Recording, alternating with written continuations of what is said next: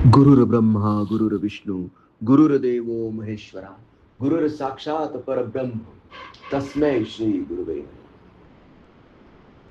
साधना सेवा सत्संग म्हणजेच डिवाइन पाथ, म्हणजेच चैतन्याचा मार्ग. आणि या त्रिसूत्रीवर आधारित आपलं सर्वांचं जीवन असलं पाहिजे. 24 तासातले 24 मिनिटं सकाळी साधना करा.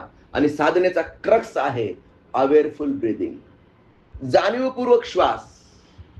जाणीवपूर्वक श्वास घेण्यासाठी तुमच्या मनाला, जे तुमचं मन आणि श्वास जे एका ठिकाणी नसतं त्याला एका ठिकाणी आणण्याकरता आपण फासफूस करतो. फासफूस केल्यानंतर आपला श्वास आणि आपलं मन एकाच ठिकाणी येतं. नाहीतर आपण नुसतं इथं शांत बसून राहिलं तर आपलं शरीर, आपण शरीराने इथं बसू पण मन मात्र आपण इकडे तिकडे भरकटत बसेल. मन कधी घरी जाईल, मन कधी ऑफिसात जाईल, मन कधी क्लायंटशी बोलेल. काल क्लायंटने काय प्रश्न विचारला होता त्याचं उत्तर बुद्धी तुम्हाला आज देईल. म्हणजे थोडक्यात काय, तुम्ही इथं शरीराने आहात पण मनाने, ज्ञानाने, बुद्धीने, चित्ताने इथं नाहीत. त्याचा उपयोग नाही, त्याचा उपयोग नाही. आणि साधना करणं म्हणजे मनाला, बुद्धीला ट्रेन करणं. तुम्ही इथं आल्यानंतर जेही काही ऐकतात, काय ऐकतात तुम्ही? तर सगळ्यात पहिले गुरु मानस पूजा, नंतर भूपाळी, नंतर दत्त मानस पूजा, नंतर शिव मानस पूजा. या सगळ्या मानस पूजा आहेत. आणि मानस पूजेसाठी तुम्हाला काहीही आणावं लागत नाही, फक्त तुम्हाला यावं लागतं. विषय लक्षात घ्या. आणि अजून डिटेलमध्ये गेलं तर फक्त तुम्ही येऊन उपयोग नाहीये. मंदिरात जाऊन मी नारळ फोडून येतो, बाबा काम सांगितलं होतं पप्पांनी, पटकन काम करून आलो, विषय संपला. हे तसं नाहीये. इथं मन, बुद्धी, चित्त, अहंकार आणि शरीराने तुम्ही इथं दररोज येतात. आणि फक्त 24 तासातले 24 मिनिटं तुम्ही या साधनेसाठी द्या. तुम्ही दररोज इथं आलंच पाहिजे असं मुळीच आवश्यक नाही. हे तुम्ही घरी पण करू शकता. आणि माझी मुख्य इच्छा तीच आहे की प्रत्येकाने हे घरी करावं आणि जे जे आपणाशी ठावे ते ते सर्वांना सांगावे. ज्ञानी करुणे सोडावे सकळ जन. जेव्हा तुम्हाला कॉन्फिडन्स येईल, किंवा आत्ता सुद्धा तुम्ही 4 दिवस घरी एकट्याने नका करू. तुमच्या मुलांना बरोबर घेऊन बसा. तुमच्या स्पाऊस म्हणजे बायको असेल तर नवऱ्याला घेऊन बसा, नवरा असेल तर बायकोला घेऊन बसा, घरात सासू सासरे असतील तर सासू सासऱ्यांना घेऊन बसा, आई वडील असतील तर आई वडिलांना घेऊन बसा. पण हे ज्ञान कुणाला तरी देण्याचा प्रयत्न करा, कारण हे दिल्याने वाढतं. विषय समजून घ्या. जर तुम्ही दिलं नाही तर तुम्हाला कॉन्स्टिपेशन होऊन जाईल, कॉन्स्टिपेशन होऊन जाईल. म्हणून हे देऊन टाका, दोघं हाताने देऊन टाका. माणसं घ्यायला तयार नसतील तर जनावरांना द्या. घरात बकरी असेल, कोंबडी असेल, कुत्रा असेल, मांजर असेल, त्यांच्याशी बोला. तुम्ही म्हणाल सर तुम्ही आम्हाला येडं करताय बरं का. जर कुत्र, मांजर, बकरी नसेल तर भिंतींना द्या, पण बोला, आरशासमोर बोला. म्हणजे मला कुठे बोलता येत होतं, पण आज तुम्ही म्हणाल की अरे सर तर खूप चांगले वक्ते आहेत.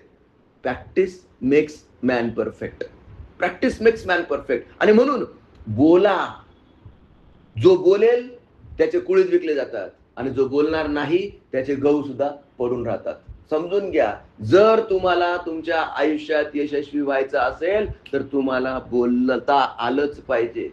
आणि काहीतरी असंबंध नाही, लॉजिकल लॉजिकल बोलता आलं पाहिजे. काही वस्तुनिष्ठ विज्ञानावर आधारित बोलता आलं पाहिजे. काहीतरी वायफळ बडबड करता येतं, कोण ऐकून घेईल तुमचं?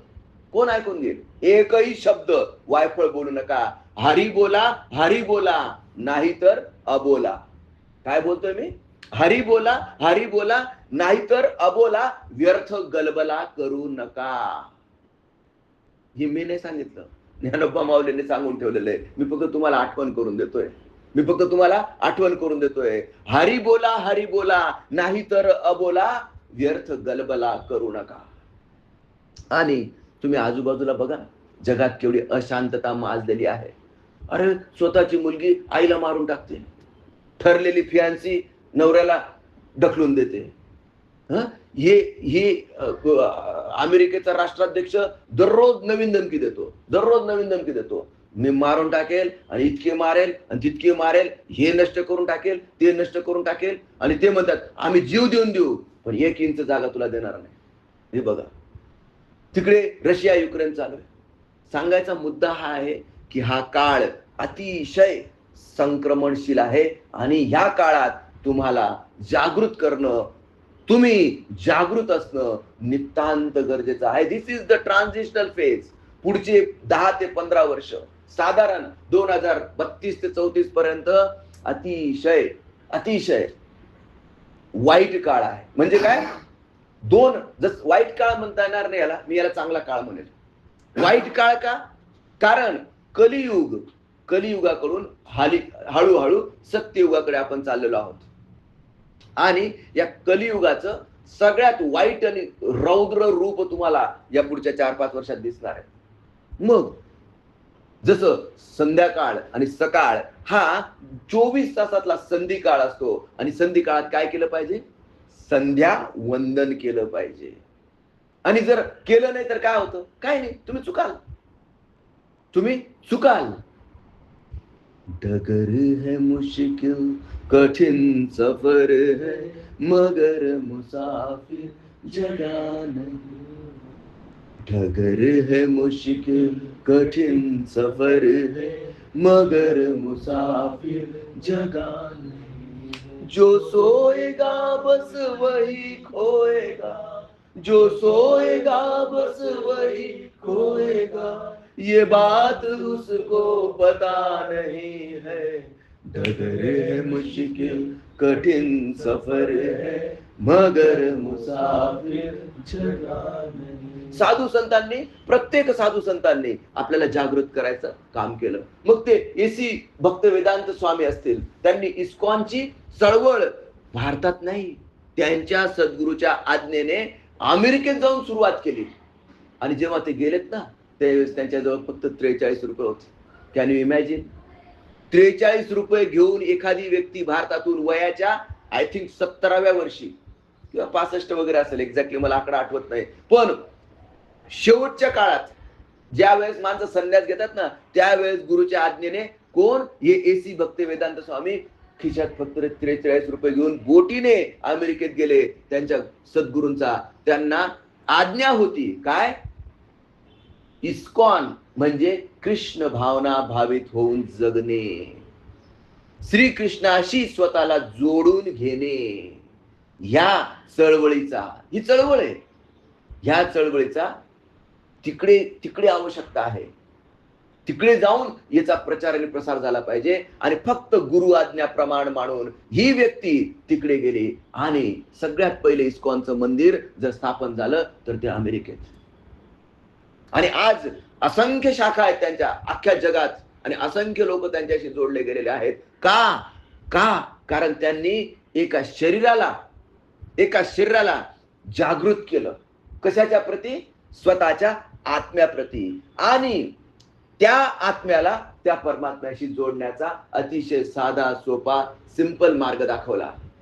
काय मार्ग दाखवला असेल? काही नवीन केलं का त्यांनी? काहीही नवीन केलं नाही. जे जनाबाईने सांगितलं होतं ना, तेच सांगितलं. हरी बोला देता, हरी बोला घेता, हरी बोला उठता, हरी बोला बैसता, हरी बोला दळता, हरी बोला कांडता, हरी बोला भांडता, सर्व कार्य करिता हरी बोला, अखंड नामस्मरण, हाच त्यांनी सल्ला दिला. आणि चेंज काय केला? जर जनाबाई अमेरिकेत गेल्या असतील, तिचं कोणाला समजलं असतं का? नाही. जनाबाई अमेरिकेत गेल्या असती आणि तिने त्यांना सांगितलं असतं की हरी बोला देता, ते म्हटले असते कोण हरी? तर तिकडच्या लोकांना समजेल असं एसी भक्त वेदांत स्वामींनी काय सांगितलं?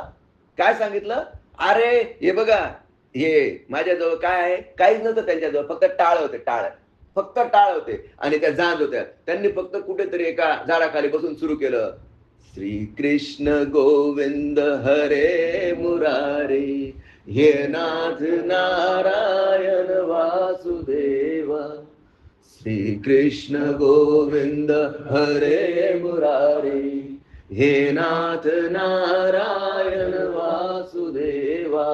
बस त्यांनी स्वतः तल्लीन होऊन हे म्हटलं. पण ते तरी कुणाला समजतंय, ते तरी कुणाला समजतंय. लोक जमा झालेत, त्यांना वाटलं कोणीतरी भिकारी असेल. कोणी $1 टाकला, कोणी $2 टाकलेत. त्यांचा चरितार्थ चालायला लागून गेला, त्यांचा चरितार्थ चालायला लागून गेला. आणि लोकांना आपोआप लोक आकर्षित व्हायला लागलेत. का? कारण जसं काल ते पोरग इकडे येऊन आकर्षित झालं, अगदी तसंच जिथं शांत, आनंद आणि भगवंताचं प्रेम असतं, तो मॅग्नेट तयार होतो. आणि त्या मॅग्नेट भोवती ऑटोमॅटिक मुंग्यांना साखर दिसली, साखर जर कुठे पडलेली असेल तर त्यांना निमंत्रण द्यावं लागतं का? नाही, त्या बरोबर येतात, त्या बरोबर येतात. तुम्ही जर शेकोटी केली हिवाळ्यात शेकोटी केली तर माणसांना बोलवावं लागतं का? नाही नाही नाही, बरोबर ऑटोमॅटिक येतात. आपण त्याला म्हणतो तुझी सासू गेली, बरोबर की नाही? तर जसं तुम्ही शेकोटी पेटवली की जसे ऑटोमॅटिक जे जिज्ञासू आहेत, जे तृषार्थ आहेत, ज्यांना तहान लागलेली आहे, ते ऑटोमॅटिक जमा होतात. दिस इज द रूल. आणि अगदी तसंच या एसी भक्ती वेदांत स्वामींच्या भोवती लोक जमा व्हायला लागलेत. पण त्यांना हे समजायचं नाही. काय? श्री कृष्ण गोविंद हरे मुरारे, हे नाथ नारायण वासुदेवा. समजायचं नाही. मग कोणीतरी ते लय आणि ताल त्यांना आवडली, लय आणि ताल त्यांना आवडली. मग कोणीतरी ते असा तो हार्मोनियम नसतो का, असा वाजवायचा, असा वाजवायचा. बघितलाय तुम्ही तो? एका बाजूने असं वाजवतात आणि असं असं हात म्हणजे छातीवर धरतात त्याला. तो हार्मोनियम घेऊन आलं, कोणीतरी झांज घेऊन आलं, कोणीतरी गिटार घेऊन आलं. आणि सगळे लागलेत बोलायला त्यांच्या ऍक्सेंट मध्ये. त्यांच्या ऍक्सेंट मध्ये ते बोलायला लागले. भक्ती वेदांत स्वामींना वाटलं की नाही यार, यांना जरा जड जातंय. त्यांनी काय केलं? हरे कृष्णा कृष्णा कृष्णा हरे हरे, हरे रामा राम राम हरे हरे, हरे कृष्णा कृष्णा कृष्णा हरे हरे, हरे राम राम राम हरे हरे. आणि मग एक लगेच ते ताल आणि लय वाचून ऐकून नाचायला लागला.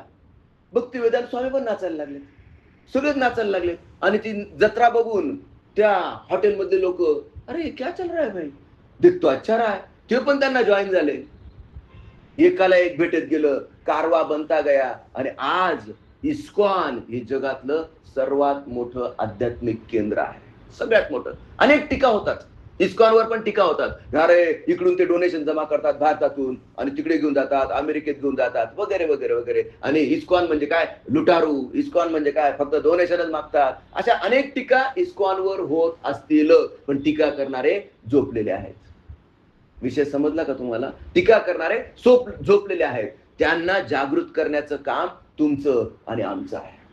खरं ब्रह्मज्ञान त्यांना कळलं पाहिजे. पण अरे हरे कृष्ण हरे राम म्हणून काय कुठे देव प्रसन्न होतो का? आणि कधी देव येतो का? आणि देव कोणी बघितला? मतांचा गलबला. आणि मग कोणी माने ना कोणाला. तर त्यांच्यापेक्षा, इस्कॉनपेक्षा मला असं वाटतं की हा मार्ग जरा डिफिकल्ट आहे. हा मार्ग जरा डिफिकल्ट आहे. का?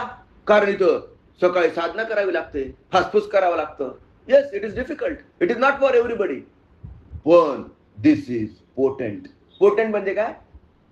त्याच्यावर अनेक शंका घ्यायला लोकांना, तुम्हाला अनेक असंख्य उत्तर द्यायला लागतील. पण इथं तुमच्या प्रत्येक प्रश्नाला उत्तर भेटेल. हे हा विज्ञानावर आधारित आहे. हे चैतन्य जीवन शास्त्र आहे. चैतन्य म्हणजे कॉन्शियसनेस, जीवन म्हणजे तुमचं लाईफ कसं जगायचं कोण ठरवणार? Choice is yours, choice is yours. आणि हे शास्त्र आहे. शास्त्र म्हणजे सायन्स. बाप दाखव नाही तर श्राद्ध घाल, बाप दाखव नाही तर श्राद्ध घाल. आणि म्हणून या संक्रमण काळात माझा प्रयत्न आहे जास्तीत जास्त लोकांना त्यांच्या स्वतःशी जोडणे. आणि जोडणे म्हणजेच योग. जोडणं. कुणाला कुणाशी जोडतोय आपण? स्वतःला स्वतःशीच जोडतो आहोत. आणि हे ज्याला समजलं, मला असं वाटतं त्याला अजून काही समजून घ्यायची गरज नाही. मग इथं आल्यानंतर आपण जे ऐकतो ते ब्रह्मज्ञान आहे आणि जे ते करतो ती ब्रह्मक्रिया आहे. आणि दोघं गोष्टी आवश्यक आहेत. दोघं गोष्टी आवश्यक आहे. ब्रह्मक्रियेने शरीर शुद्धी, ब्रह्म ज्ञानाने मनाची शुद्धी. आणि जेव्हा शरीर आणि मन शुद्ध होतं तेव्हा आत्मा तर नित्य बुद्ध आत्मतत्व कायम तुमच्या सोबत आहे ते दिसायला लागतं. दिसू लागला जवळी मंगल विश्वाचा वैभव काळ. विश्वाचा वैभव काळ दिसावा याच्यासाठी एका दुसऱ्याने नाही, अरे असंख्य संतांनी कार्य केलं. आणि तुम्हाला सांगतो संतांच्या विभूती देह कष्टविती परोपकारे. या परोपकाराने, या परोपकार करण्यासाठी या संतांच्या विभूती देह कष्टवितात नाना परी अनेक मार्गांनी त्यांच्या स्वतःच्या शरीराची तमा न बाळगता झोपलेल्या समाजाला जागृत करण्याचा हे साधू संत प्रयत्न करतात. आणि तुम्हाला सांगतो आपण त्यांच्या या कार्याला हातभार लावत आहोत. खूप आवश्यक आहे. जिकडे तिकडे दुःख, दारिद्र्य, निराशा आणि त्यामुळे लोकांचा माइंडसेट बदलण्याचं कार्य तुम्हाला आम्हाला हातात घेतल्याशिवाय पर्याय नाही. जर तुम्हाला चांगला समाज तुमच्या आजूबाजूला असावा असं वाटत असेल तर पहिले तुम्ही बदला आणि तुम्ही बदललेले तुम्ही त्यांना दिसू द्या.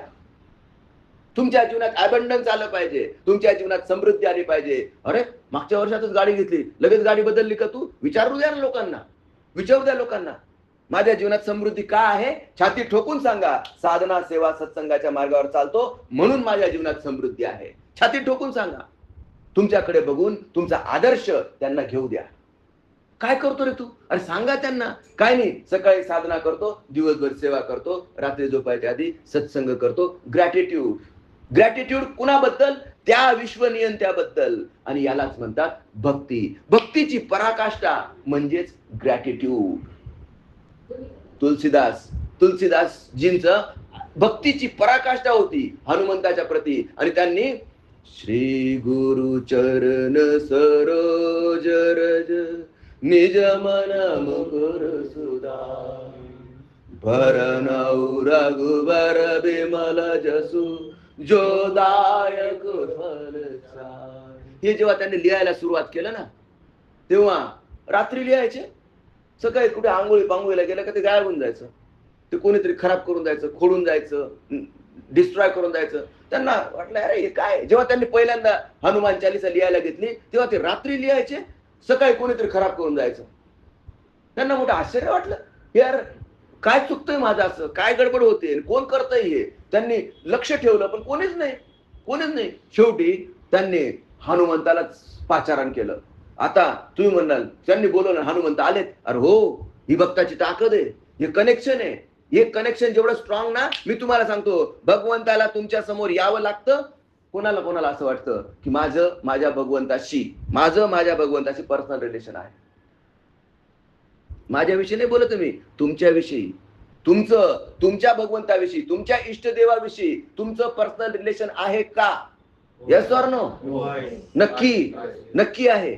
मी तुम्हाला सांगतो हा बॉन्ड जेवढा स्ट्रॉंग, हा बॉन्ड स्ट्रॉंग कसा होईल? जेवढं तुमचं त्याच्यात समर्पण असेल. मी तुम्हाला सांगतो प्रत्यक्ष तुमचा इष्टदेव तुमच्याशी बोलतो.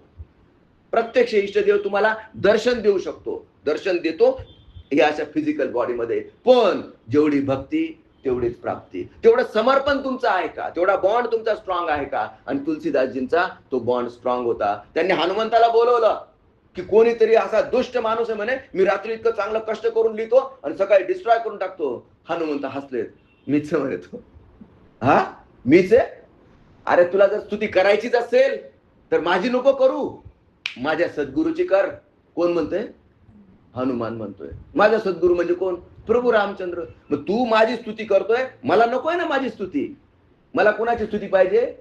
माझ्या सद्गुरूची. तुलसीदासजी पण म्हटले लगेच, हे असं कसं काय म्हणतात राव तुम्ही, असं कसं म्हणतात? बोलतायत बरं काय, त्यांच्या हनुमंताशी बोलतायत. असं कसं म्हणतात? श्री गुरु चरण सरोज रज निज मन मुकुर सुधार. ही कुणाची स्तुती आहे? अरे हनुमंता, अरे हनुमंत राया, तुझ्याशिवाय प्रभू रामचंद्रांपर्यंत मी पोहोचूच शकत नाही.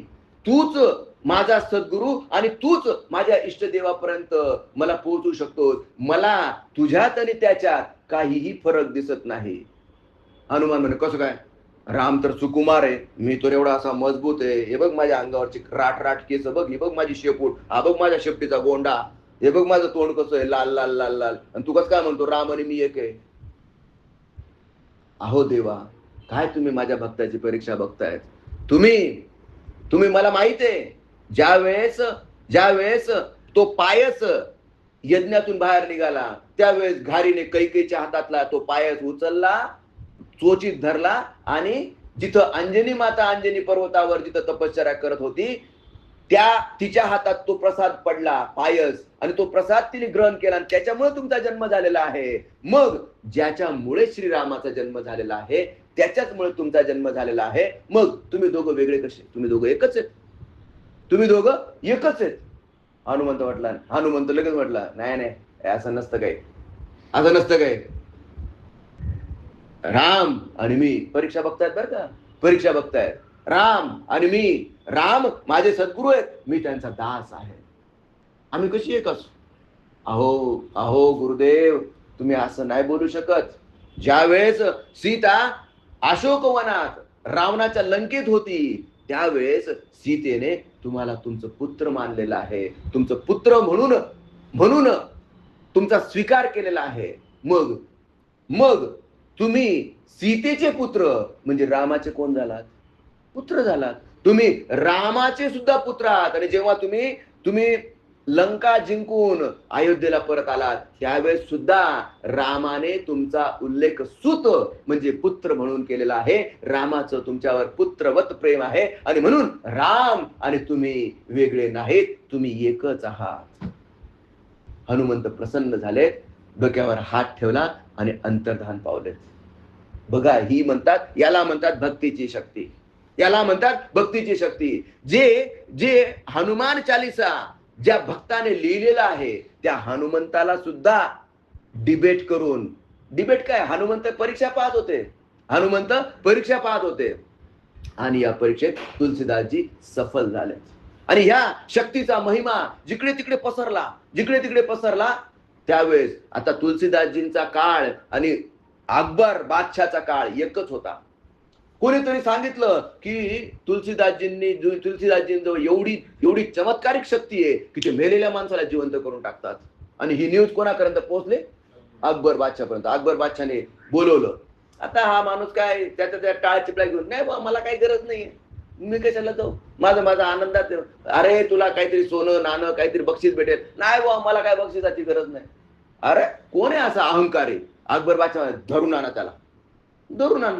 धरून आणलं तर आता सांगितलं की काही मुजरा नाही, काय नाही. तो त्याच्या भजनात तल्लीन होते. कोण? तुलसीदासजी. आणि अकबर बादशाहला इन्सल्टिंग वाटलं ते, की यू आर इन्सल्टिंग मी या राज्याचा राजा आहे, मी सम्राट आहे, आणि सम्राटाशी कसं वागावं, कसं बोलावं तुला समजत नाही? तुलसीदासजी म्हटले, या जगाचा सम्राट फक्त एकच आहे, आणि त्या महान सम्राटासमोर मी नतमस्तक आहे. माझं तन मन धन जो कुछ है सब उसका है भाई, सब उसका है. टाका रे म्हणे याला जेलमध्ये. हे करतोय, ज्ञान पाजळतोय. अकबर बादशाहने जेलमध्ये टाकून दिलं. आता जेलमध्ये यांना काय फरक पडत नाही. हे स्मशानात बसले काय, जंगलात बसले काय, हॉटेलमध्ये बसलेत काय, दुकानात बसले काय, कुठे का बसेत ना, का घरात असो नाही तर व्यापारात असो नाही तर कुठे असो, यांचं भजन चालू. आणि 40 दिवस त्यांनी अनुष्ठान केलं. कशाचं? हनुमान चालीसेचं. आणि हनुमंताला विनंती केली, देवा बघ रे याने काय केलंय, मला कोण सोडल मला तुझ्याशिवाय? तुम्हाला सांगतो, चमत्कार घडला. अचानक असंख्य माकडं त्या शिक्रापूर फतेपूर शिक्रीला घडलेली घटना आहे. अकबरने ही लिहून ठेवलेली आहे. असंख्य माकडांनी त्या फतेपूर सिक्रीवर हल्ला केला म्हणजे काय? विदोळ, इकडचं तिकडे, तिकडचं इकडे, सगळा सत्यानाश. आणि विशेषतः जिथं राजमहाल होता ना, तिथं राजमहालावर तर फुल अटॅक होता. मंत्र्यांची बैठक झाली, अरे मारावे तरी किती? मारावे तरी कोणाला, किती मारावे, हाकलावे तरी किती. या झाडाचं पान तोड, हे इकडे आदळापट कर, तिकडे आदळापट कर. सगळ्यांना कळलं की तुम्ही त्या महात्म्याला जे इथं दाबून ठेवलं ना, डांबून ठेवलं ना, हा त्याचा परिणाम आहे. आणि म्हणून त्यांनी लगेच फतवा काढला की सोडा सोडा सोडा सोडा सोडा. आणि जसं तुलसीदासजींना मुक्त केलं गेलं, अगदी जसे माकडं आले होते तसे निघूनच गेले. विषय समजला का तुम्हाला? ही सत्य घटना आहे. म्हणून साधू संत चमत्कार करत नाहीत, चमत्कार त्यांच्या आयुष्यात आपोआप घडतात. आणि असेच चमत्कार तुमच्या सुद्धा आयुष्यात 1001% घडतील. म्हणून मी तुम्हाला सांगतो, महर्षी पतंजली क्रियायोग रत्नावळीमध्ये लिहून ठेवा तुमचे अनुभव. तुमचे अनुभव लिहून ठेवा. जसं जसं हा बॉन्ड, जसा जसं हे कनेक्शन स्ट्रॉंग होत जाईल, तसं तसं तुम्हाला अनुभव येतील. आणि भगवंताशी प्रत्यक्ष कम्युनिकेशन करण्याची सिद्धी येतील. सिद्धी आहे. ती सिद्धी कुणाला पाहिजे? कुणाला पाहिजे का? नक्की. तुम्ही तर म्हटले की माझं ऑलरेडी कनेक्शन आहे. सिद्धी डायरेक्ट असं 1 to 1 जसं मी तुमच्याशी बोलतोय तसं तुमच्या इष्टदेवतेशी तुम्हाला बोलायचं आहे का? This is a Siddhi and I can give you. Who is ready? देशी तेव्हा घेशी, ऐसा उदार तू मनवेशी. ही सिद्धी पाहिजे.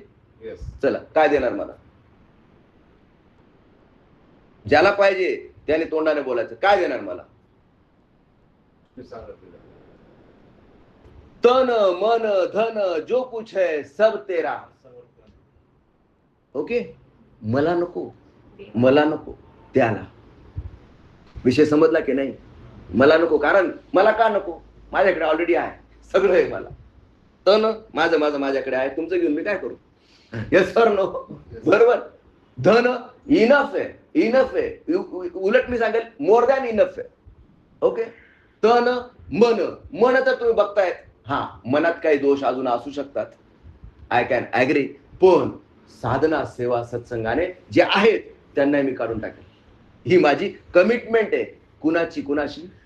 स्वतःची, स्वतःची. आणि हे तुम्हाला समजलं तर जी मी तुम्हाला सांगतोय, जे तुम्हाला मी सांगतोय, या चैतन्याच्या मार्गावर आजची तारीख लिहून ठेवा. आजची तारीख लिहून ठेवा. 1 वर्षांनी मी तुम्हाला ही सिद्धी देणार. काय? की प्रत्यक्ष you can talk to with your इष्टदेवता. इष्टदेवता म्हणजे काय? जे तुम्ही आतापर्यंत ज्याची आराधना, जे तुम्हाला कोणी खंडोबा, कोणी बिरोबा, कोणी मसोबा, जो कोणाला असेल त्या देवतेशी तुमचं डायरेक्ट कम्युनिकेशन करून द्यायची जबाबदारी माझी. I have taken that responsibility. But तुम्हाला काय द्यावं लागेल? कुणाशी? स्वतःची, स्वतःची. आणि तुम्ही बोललाय तन मन धन जो कुछ है सब तेरा. कुणाला?